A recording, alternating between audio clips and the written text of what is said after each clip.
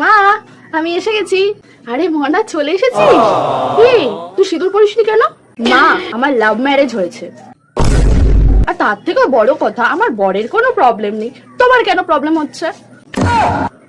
আশেপাশের লোক কি বলবে?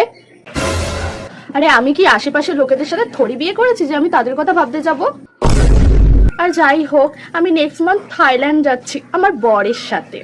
আর উনি জেদ করে করে সব থেকে ছোট ছোট জামা কাপড়গুলো আমাকে দিয়ে প্যাক করিয়েছে। ছোট ছোট জামা কাপড় কেন পরবি? আমি কি তোকে এই শিক্ষা দিয়েছি? একটা সময় তুমি বলেছিলে না, যখন যেখানে যাবি বরের সাথে যাবি, কি জামা কাপড় পরতে হবে না পরতে হবে সব বরের থেকে পারমিশন নিয়ে তারপর পরবি, বলেছিলে না? হ্যাঁ হ্যাঁ বলেছিলাম, কিন্তু ওইসব কিন্তু কিন্তু কিছু না, আমাকে তো আমার বরের কথাই মানতে হবে। আর সে যখন বলেছে ছোট জামা কাপড় পরতে হবে মানে পরতেই হবে, তাহলে তো আমাকে পরতেই হবে। তাহলে আমি কথা বলছিলাম এর সাথে। কি করবো মা, আমারও তো এরকম ছোট ছোট জামা কাপড় পরার ইচ্ছা নেই, কিন্তু বলেছে যখন পরতে তো হবেই।